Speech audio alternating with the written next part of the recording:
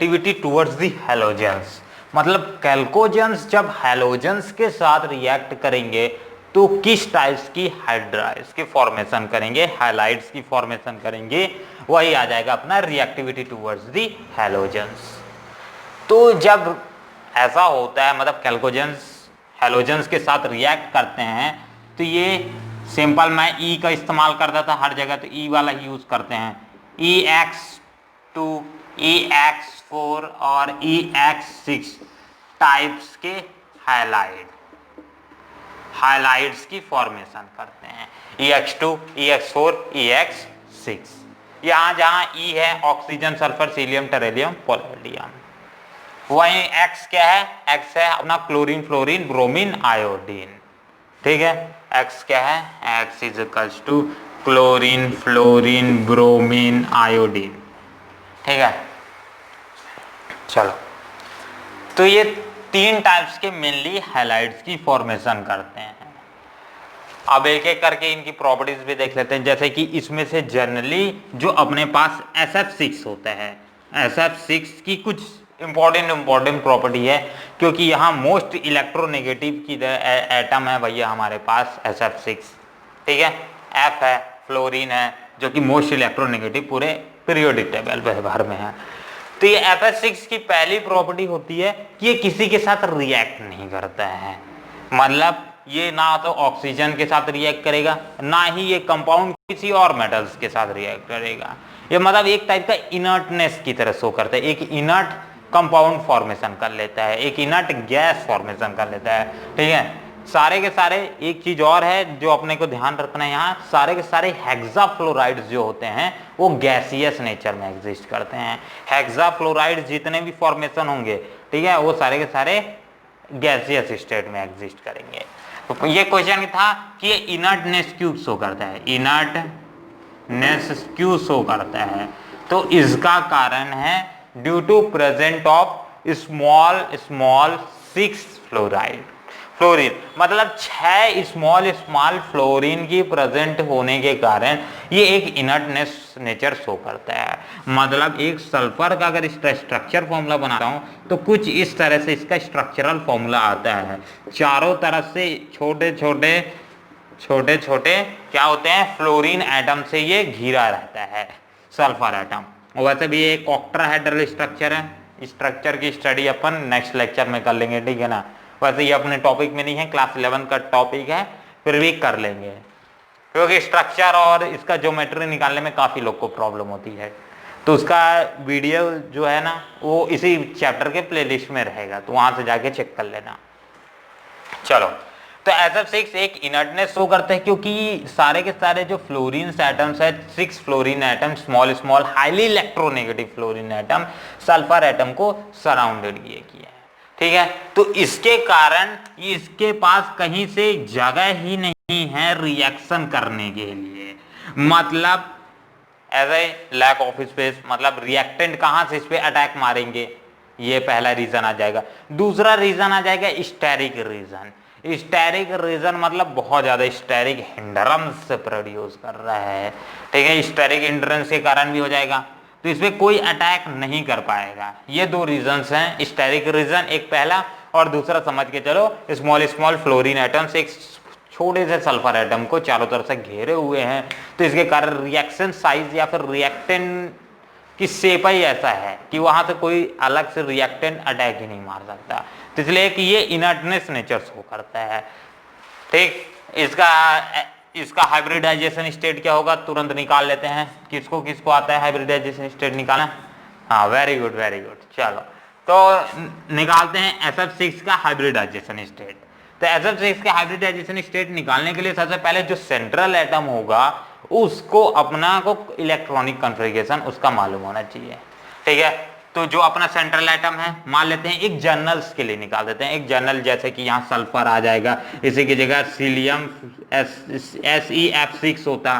ठीक है, वैसे तो SeF6 ऐसा पता नहीं होता है कि नहीं।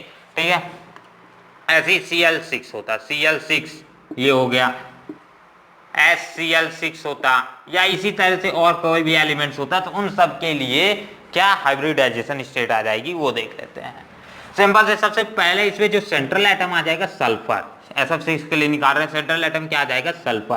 तो सल्फर का इलेक्ट्रॉनिक कन्फिगरेशन क्या होता है, इलेक्ट्रॉनिक कन्फिगरेशन होता है 3s2 3p4, 3s2 3s2 3p4 होता है, ठीक है। तो इलेक्ट्रॉनिक कन्फिगरेशन मालूम होना चाहिए। तो उसी के हिसाब से हम क्या बना लेते हैं, बॉक्सेस बना लेते हैं, ठीक। इसमें 3 बॉक्स होता है, उसके बाद जो आता है उसमें टोटल 5 बॉक्स होते हैं। इसमें 3 बना देता हूं,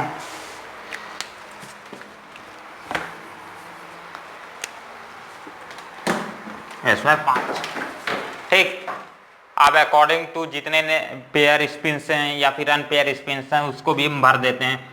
तो सबसे पहले एस के लिए क्या कर देता हूँ, दोनों को भर देता हूँ क्योंकि as due to inert pair effect के कारण होगा ऐसा। इसके बाद सारे के सारे पी में जब जाएंगे तो सारे के सारे क्या करता हूँ, भर देता हूँ। पहले एंटी एंटी एंटी वाले, फिर उसके जस्ट बगल वाले जस्ट भर देता हूँ। तो ये इस तरह से ये 2 टोक फिल हो गया। बट ये क्या हो जाएगा, सेकेंड स्टेप में ये वाला जो स्पिन है ये ब्रेक डाउन करके डी ऑर्बिटल पे चल देगा। ये वाला कौन सा होता है, sp डी ऑर्बिटल में चल देगा, क्योंकि सल्फर के पास तो प्रॉपर्टी है भैया कि वो डी ऑर्बिटल को एक्सटेंड कर सकता है, मतलब डी ऑर्बिटल अपना खुद का क्रिएट कर सकता है नया। पर ऑक्सीजन के पास ऐसा प्रॉपर्टी नहीं होता, इसलिए ऑक्सीजन के लिए बात भी नहीं कर रहे हैं अपन, ठीक।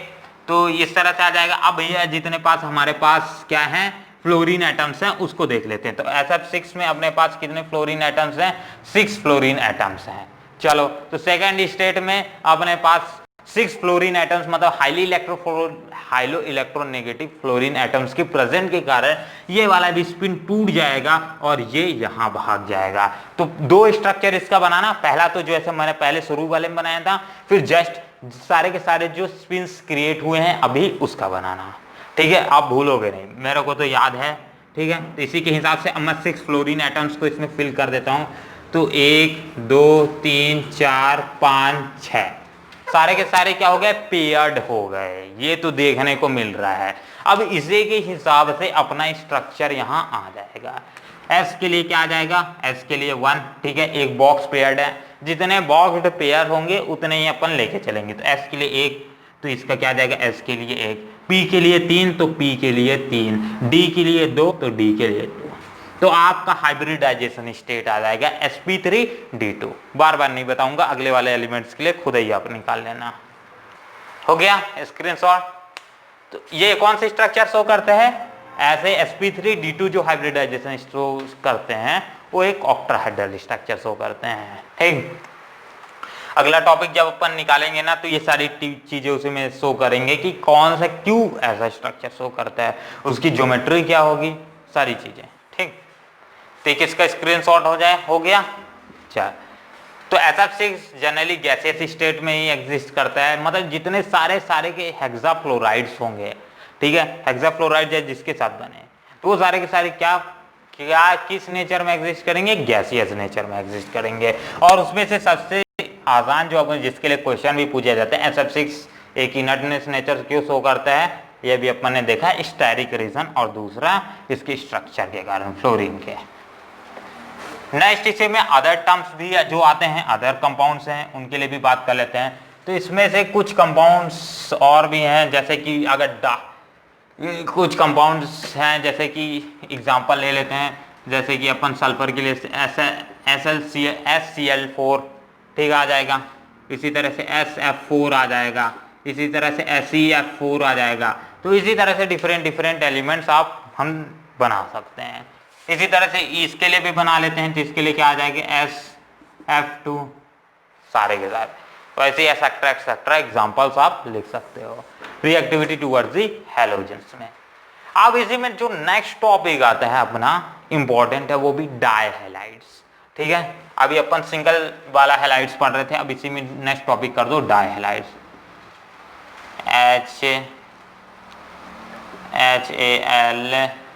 HALIDES halides, di halides. What is di halides, जहां 2 कैल्कोजेंस होंगे और 2 हैलोजेंस भी होंगे, उसे क्या बोला जाता है, कंपोजिलिक डाई हैलाइड्स बोला जाता है। तो सिंपल सी बात है, मतलब 2 हैलोजेंस और 2 कैल्कोजेंस, तो 2 हैलोजेंस बना लेते हैं, सिंपल से जैसे कि इसी के लिए केस ले लेता हूँ मैं, SF4 के लिए ले लेता हूँ, तो ये किस तरह से H2F2 में एग्जिस्ट करेगा। सिंपल सी बात है H2F2। अगर इसी के लिए ले लेते सल्फर के लिए, क्लोरीन के लिए H2Cl2, तो ये आ जाएगा। सारे के सारे एलिमेंट्स एक्सेट्रा इसी टाइप के एलिमेंट्स आप रिस्पेक्टिव ग्रुप के हिसाब से बना सकते हो, वो सारे के सारे किस में आ जाएंगे, एज अ डायहैलाइड्स में आ जाएंगे। ठीक, तो डायहैलाइड्स वाले किस तरह का हाइब्रिडाइजेशन स्टेट शो करते हैं, ये भी होता है भाई। डायहैलाइड्स अपन बता नहीं सकते, निकाल लेते हैं, ठीक है। जनरली sp3 होता है, पर एक बार चेक कर लेते हैं।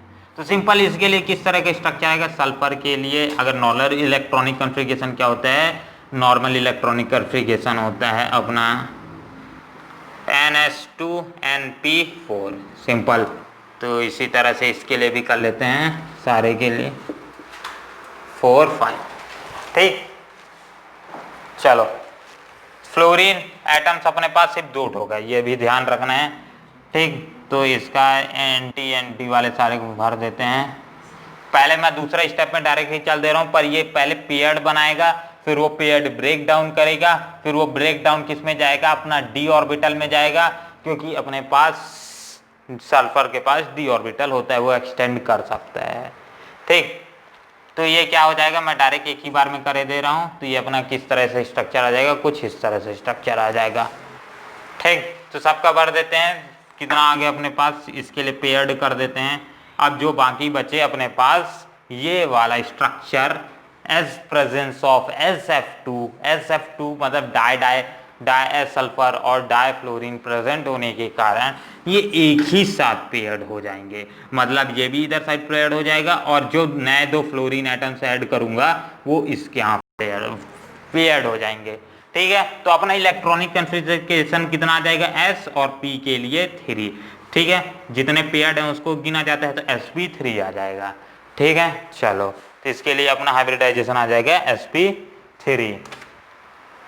कंप्लीट हो गया, और ये टेट्राहेड्रल स्ट्रक्चर शो करेंगे। ठीक है, टेट्राहेड्रल स्ट्रक्चर फॉर्मेशन करेंगे। ऊपर वाले में कुछ स्ट्रक्चर को जनरली एग्जाम्स में पूछ देता है कि किस तरह से स्ट्रक्चर फॉर्मेशन होंगे। पहले इससे पहले एक और चीज है डायहैलाइड्स में, अभी याद आया तुरंत देख लेते हैं कि डायहैलाइड जो होते हैं वो सारे के सारे डिसप्रपोर्शन रिएक्शन भी शो करते हैं। डिसप्रपोर्शन रिएक्शन क्या होता है, डिसप्रपोर्शन रिएक्शन मतलब अनइक्वल में ब्रेक डाउन हो जाना। ठीक है, डिसप्रपोर्शन रिएक्शन में क्या होता है, अनइक्वल्ड में ब्रेक डाउन हो जाना। सिंपल से एक एग्जांपल ले लेते हैं जिससे और ज्यादा क्लियर हो जाएगा।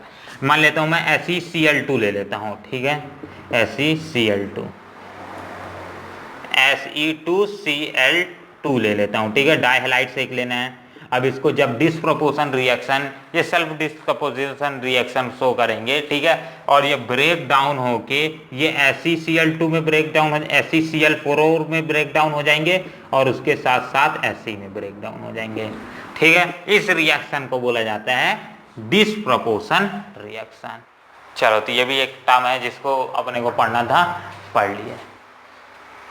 अब ना जो अपन बात कर रहे थे, जो इसमें से इंपॉर्टेंट टर्म्स हैं या फिर इंपॉर्टेंट स्ट्रक्चर्स हैं जो कि एग्जाम में पूछे जाते हैं। तो सबसे पहले है अपना कौन सा, ऑक्टाहेड्रल स्ट्रक्चर। तो ऑक्टाहेड्रल स्ट्रक्चर बना लेते हैं सबसे पहले एक। तो ऑक्टाहेड्रल स्ट्रक्चर कौन शो करेगा, EX6 शो करेगा। तो EX6 के लिए बना लेते हैं, EX6 के लिए बना लेते हैं। इसका एक एग्जांपल ले लेते हैं, SF6, या फिर आप SCl6 भी ले सकते हो। ठीक है, कुछ भी लो, सारे के सारे ऑक्टाहेड्रल स्ट्रक्चर ही शो करेंगे। पर जनरली फ्लोरीन के लिए आता है, तो इसलिए मैं फ्लोरीन के लिए बना देता हूँ। सारे के सारे इस तरह से स्ट्रक्चर शो करते हैं, ये सारे के सारे डॉटेड में रहते हैं। यहाँ एक फ्लोरीन, यहाँ एक फ्लोरीन, यहाँ एक फ्लोरीन, यहाँ एक फ्लोरीन, यहाँ एक फ्लोरीन, यहाँ फ्लोरीन। ठीक है, कौन सा स्ट्रक्चर है ये, ऑक्टाहेड्रल स्ट्रक्चर है। ठीक है, चलो नेक्स्ट आता है, ये अगर इसी में एक पोजीशन पे चेंजेस कर दिया जाए, मतलब अगर मैं क्या कर देता हूं, सिर्फ और सिर्फ एक पोजीशन में चेंज कर देता हूं, मतलब 2 को कम कर देते हैं, 2 फ्लोरीन को कम कर देते हैं। सिंपल, तो EX4 का स्ट्रक्चर आ जाएगा, मतलब EX4। का स्ट्रक्चर आ जाएगा। ये ऑक्टाहेड्रल स्ट्रक्चर शो कर रहा है। नेक्स्ट EX4 के लिए एग्जांपल ले लेता हूँ, SF4 ही ले लेते हैं, सिंपल सा, दोनों के लिए सेम केस ले लेते हैं। तो एक सल्फर, एक फ्लोरीन, दूसरा फ्लोरीन, तीसरा, सॉरी यहाँ नहीं, स्टेरिक हिंड्रेंस इतना प्रोड्यूस होगा, मर जाएगा वहां रहेगा तो, ठीक है। और यहाँ दो ठोक लोन पेयर बच जाएंगे, तो ये लोन पेयर बना लेंगे, ठीक है। ये किस तरह से स्ट्रक्चर बन रहा है अपना, कुछ इस तरह से स्ट्रक्चर बोल रहा है। तो इस स्ट्रक्चर को क्या बोला जाता है, इस स्ट्रक्चर को बोला जाता है बाय पिरामिडल स्ट्रक्चर, ठीक है। बाय पिरामिडल स्ट्रक्चर शो करेंगे, ट्राइगोनल बाय पिरामिडल, ठीक, ट्राइगोनल बाय पिरामिडल। और इसका ज्योमेट्री क्या हो जाएगा, सीसॉ ज्योमेट्री। तो ये दोनों को टर्म को कर लो, फिर आगे बढ़ जाते हैं तुरंत। Complete reactivity towards the halogens में कुछ इंपॉर्टेंट क्वेश्चन जो होंगे वो अपन क्वेश्चन लेक्चर्स में कवर कर लेंगे। तो अब आता है next, reactivity towards the oxygen. अगर ऑक्सीजन के साथ मतलब कैल्कोजन जो एलिमेंट्स हैं वो खुद ही के एलिमेंट के साथ रिएक्शन करेंगे तो क्या बनाएंगे। तो reactivity towards the halogen oxygens, OXYGENS oxygens. तो अगर ऑक्सीजन के साथ वो खुद रिएक्ट करते हैं तो ऑक्साइड्स की फॉर्मेशन करते हैं। क्या फॉर्मेशन करते हैं, ऑक्साइड्स की फॉर्मेशन करते हैं।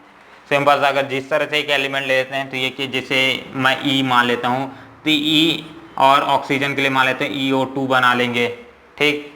EO2 सल्फर के लिए अगर किया जाए तो सल्फर के लिए फॉर एग्जांपल ये नॉर्मल है, मतलब सबके लिए ये बनेगा ही। EO2 ये एलिमेंट्स E क्या हो जाएंगे अपना, ऑक्सीजन, सल्फर, सीरियम, टेरेलियम, पोलेडियम, ये सारे एलिमेंट्स हो जाएंगे E। और जैसे सल्फर के लिए एग्जांपल लिखता हूँ तो सल्फर के लिए SO2 हो जाएगा।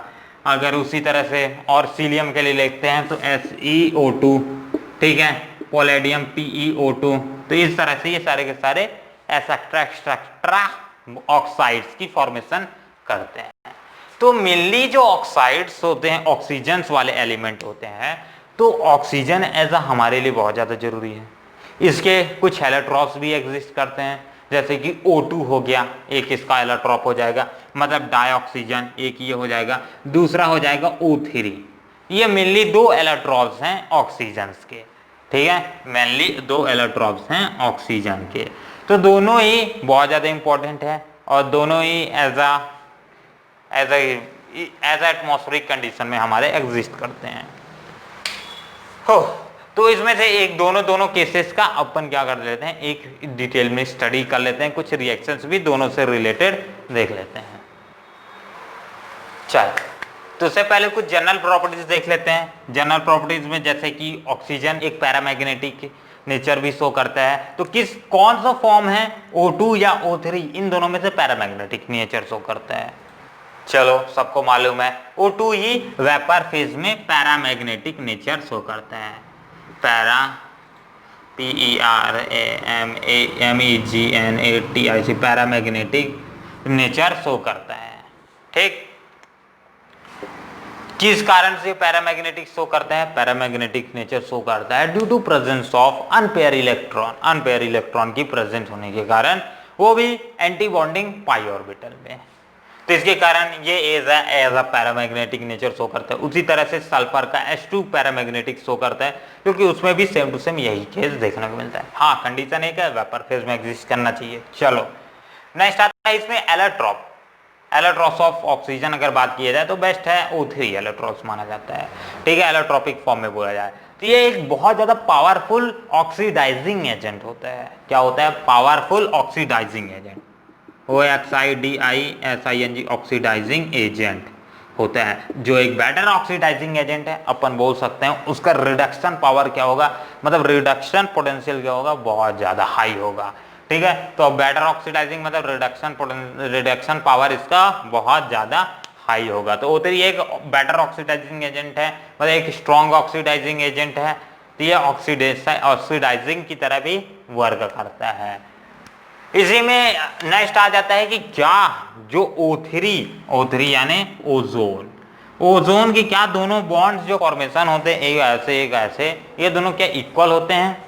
सिंपल सा अगर मैं O3 का स्ट्रक्चर बनाता हूं तो कुछ इस तरह से आता है, ठीक है। इधर साइड सिंगल बॉन्ड, इधर साइड एक साइड डबल बॉन्ड, दूसरे साइड सिंगल बॉन्ड, ठीक है, इसके ऊपर पॉजिटिव चार्ज, इसके ऊपर नेगेटिव चार्ज, इस तरह से आ जाता है। लोन पेयर ऑफ इलेक्ट्रॉन्स भी बना देते हैं, तो ये 2 इधर 2 इधर, इसके ऊपर टोटल 6 आ जाएंगे। क्या आ जाएंगे? 6 आ जाएंगे। ठीक है, इसी तरह से आ जाएगा। तो क्या है, दोनों साइड के जो बॉन्ड लेंथ है, ये बॉन्ड लेंथ और ये बॉन्ड लेंथ इक्वल होता है। हाँ, इक्वल होता है। कारण क्या है इक्वल होने का? Due to presence, due to resonance, presence नहीं रेजोनेंस। किसके कारण? रेजोनेंस करने के कारण। मतलब पहले तो स्ट्रक्चर कुछ है इस तरह से है और बाद में रेजोनेंस करके यही डबल बॉन्ड इधर साइड शिफ्ट हो जाता है। तो मतलब ये रेजोनेंस कंटिन्यूअस O3 में चलते रहता है, मूवमेंट, डबल बॉन्ड्स का मूवमेंट चलते रहता है, आयंस का मूवमेंट और O3 में चलते रहता है। ठीक है, तो इसी कारण दोनों साइड का जो बॉन्ड लेंथ होता है वो इक्वल होता है। अभी ये कुछ इस तरह से शो कर रहे हैं, तो इधर साइड कुछ इस तरह से शो करेंगे, इसके पास पॉजिटिव का पॉजिटिव चार्ज। तो रेजोनेंस के कारण दोनों साइड का बॉन्ड लेंथ इक्वल होता है। चलो, तो अब एक एक करके दोनों के प्रॉपर्टीज देख लेते हैं। O3 का O2 का प्रिपरेशन मेथड, फिर O3 का प्रिपरेशन मेथड। तो O2 का प्रिपरेशन मेथड सबसे पहले कर लेते हैं, यानी डाइऑक्सीजन। डाइऑक्सीजन में आ जाता है पहला टर्म अपना डाइऑक्सीजन, मतलब O2। O2 की प्रिपरेशन तो O2 कहाँ कैसे कैसे अपन प्रिपेयर कर सकते हैं? सबसे पहले अगर क्या किया जाए, इसके डिस्टिल्ड वाटर H2O2 की हम क्या करते हैं? डिकम्पोज कर देते हैं, मतलब इसको ब्रेक डाउन करते हैं। तो अपने को पहला तो H2O मिल जाएगा, उसके साथ साथ O2 मिल जाएगा। ये हो जाएगा एक रिएक्शन प्रिपरेशन मेथड। दूसरा, अगर मेरे पास KClO3 है, ठीक है, तो उसका भी एक कैटलिस्ट यूज करके अगर मैं क्या कर देता हूँ, KMNO2 का यूज कर लेता हूँ, तो अपन का ये KCl में टूट जाएगा और उसके साथ साथ O2 मिल जाएगा। मतलब ये भी एक स्टेट हो गया अपने को O2 की प्रिपरेशन के लिए। तीसरा एक और मेथड देख लेते हैं। O2 वाले जनरली 15 ग्रुप्स के एलिमेंट्स का रिएक्शन सबसे ज्यादा पूछा जाता है। यहाँ कितना ज्यादा नहीं पूछा जाता है, इसलिए हम उसी के हिसाब से पढ़ेंगे। ठीक, चलो नेक्स्ट आ जाता है H2O हो गया, KClO3 हो गया, एक और ले लेते हैं जैसे कि PbO2 यानी लेड डाइऑक्साइड। लेड डाइऑक्साइड का अपन अगर डिकम्पोज करते हैं, इसे ब्रेक डाउन करते हैं, तो ये लेड ऑक्साइड और O2 में टूट जाता है। बैलेंस कर लेना इक्वेशन को। ठीक, तो ये सारी की सारी प्रिपरेशन मेथड्स हो जाएंगी, जिसे फटाक से क्या कर लो, लिख लो। चलो, हो गया प्रिपरेशन। अब नेक्स्ट देख लेते हैं कुछ इसकी केमिकल प्रॉपर्टी और फाइनली यहीं पर समाप्त करते हैं इस लेक्चर को आज का। तो वैसे तो ऑक्सीजन जनरली सारे के सारे एलिमेंट्स जो पीरियोडिक टेबल में हैं, ज्यादातर मेटल्स के साथ भी रिएक्ट करते हैं, नॉन मेटल्स के साथ भी रिएक्ट करते हैं, एक्सेप्ट नोबल गैस को छोड़ दो। नोबल गैस तो खुद किसी के साथ रिएक्ट नहीं करते, तो उनके साथ कौन रिएक्ट करेगा? हाँ, पर एक को छोड़ दो, जेनॉन, एक्सी। चलो, तो इसमें आ जाता है अपना डाइऑक्सीजन की कुछ केमिकल प्रॉपर्टीज देख लेते हैं। जैसे कि अगर कार्बन के साथ ये रिएक्ट करेगा, नॉन मेटल्स के साथ और मेटल्स के साथ दोनों के साथ रिएक्ट करता है, तो कार्बन के साथ अगर रिएक्ट करेगा तो ये CO2 की फॉर्मेशन करता है। उसी तरह से अगर मैं इसके CH3 के साथ मतलब मिथाइल के साथ रिएक्शन करा दूं O2 की, तो ये CO2 प्लस क्या बना लेगा, H2O यानी वाटर बना लेगा। ये भी एक प्रिपरेशन मेथड हो गई। दूसरा आ जाता है अगर कोई मेटल के साथ करा लेते हैं, एक ठोक जिंक के साथ कराते हैं, जैसे जिंक प्लस O2, तो ये ZnO2 बना लेगा। जिंक ऑक्साइड ZnO बनाएगा कि ZnO2 बनाएगा, ये देख लेते हैं। जिंक ऑक्साइड से बनाएगा, ठीक है ना, ZnO2 नहीं बनाता, जिंक ऑक्साइड से होता है। चलो, जैसे कि एल्युमिनियम के साथ रिएक्ट किया तो ये क्या बनाएगा, Al2O3। तो इनका जनरली कोई मैकेनिज्म नहीं होता, आपको याद ही करना पड़ेगा, ठीक है, घुमा फिरा के। ऑर्गेनिक नहीं है कि इसका कोई मैकेनिज्म होगा, इनऑर्गेनिक का कोई मैकेनिज्म नहीं है। कब क्या बन जाएगा ये मुझे नहीं मालूम रहता, ना ही बनाने वाले को मालूम रहता है।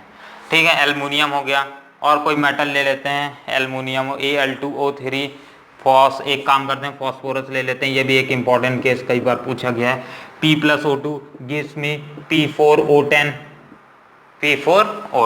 चलो, ये सारे के सारे केमिकल प्रॉपर्टीज आ जाएंगे। इसको एक बार स्क्रीनशॉट ले लो फटाक से, फिर आगे बढ़ जाते हैं।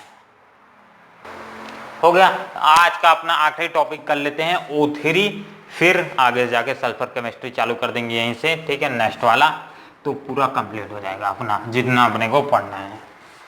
तो नेक्स्ट लिख लो टॉपिक O3 यानी ओजोन, OZONE ओजोन, ठीक है, OZON ओजोन, ओजोन ही लिख दिया ओजोन, ठीक।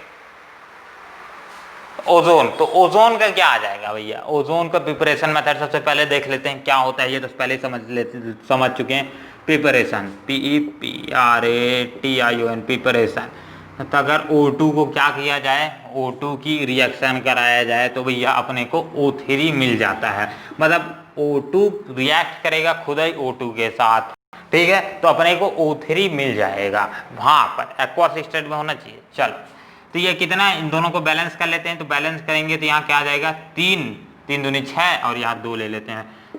चलो, 3 मोल्स ऑफ, अगर ऑक्सीजन डाइऑक्सीजन खुद के साथ रिएक्ट करेंगे तो 2 मोल्स ऑफ हमें ओजोन फॉर्मेशन होगा, मतलब O3 मिलेंगे। ये आ जाएगा प्रिपरेशन मेथड। केमिकल प्रॉपर्टी भी देख लेते हैं, केमिकल प्रॉपर्टी वही देख रहा हूं जो इंपॉर्टेंट है, PROPERTY प्रॉपर्टी, ठीक है ना, एग्जाम पॉइंट ऑफ व्यू से इंपॉर्टेंट है। तो पहला कर लेते हैं PBS के साथ रिएक्शन, ये कई बार एग्जाम में पूछा गया है। PBS उसके साथ O3 की अगर रिएक्शन करा दी जाए तो अपने पास ये PbSO4 बना लेते हैं और उसके साथ साथ O2, मतलब ये क्या मान सकते हो आप, O2 की प्रिपरेशन मेथड भी मान सकते हो, क्योंकि ऑक्सीजन यहाँ कई लार्ज क्वांटिटी में निकलता है, ठीक है। एक तो ये आ जाएगा, दूसरा आ जाएगा अगर मैं इसका आयोडीन आयन के साथ करा दूं, आयोडीन आयंस के साथ, मतलब I- के साथ करा देता हूं, और एक्वस स्टेट में मतलब H2O, ठीक है, एक्वस स्टेट में ले रहे मतलब वाटर भी होगा, इसके साथ साथ एडिशनल में O3 मॉलिक्यूल्स का मान के चल रहा है। जो अपने पास आयोडीन के आयंस है वो क्या है, एक्वस स्टेट में है, ये भी ध्यान रखना है। तो अपने को क्या मिलेगा, यहाँ पास OH- आयंस मिल जाएंगे, पहली बात तो ये। दूसरा बात, इसी के साथ साथ एडिशनल में I2 बन जाएगा, मतलब iodine ions directly stable stage में आ जाएगा, ये भी है। तीसरा यहीं पास O2 मिल जाएगा अपने पास, ये आ जाएगा। तीसरी केमिकल प्रॉपर्टी और आखिरी केमिकल प्रॉपर्टी देख लेते हैं, रिएक्शन विथ NO के साथ रिएक्शन कराएगा, मतलब नाइट्रोजन ऑक्साइड के साथ रिएक्शन कराएगा O3, तो क्या फॉर्मेशन होगा, तो ये NO2 बना लेगा और उसके साथ O2, बैलेंस कर लेना सारी चीजों को और कंप्लीट हो गया फटाक से फुर। तो बस भाई लोग, बस ये यहीं तक अपने को पढ़ना था, आगे जो भी टॉपिक आएगा वो नेक्स्ट लेक्चर में देख लेंगे। तो धन्यवाद, और आपको कमेंट बॉक्स में एक क्वेश्चन भी मिल जाएगा तो उसका जरूर आप आंसर दोगे, मेरे को मालूम है। धन्यवाद और मिलते हैं अगले वीडियो में। जय हिंद, जय भारत।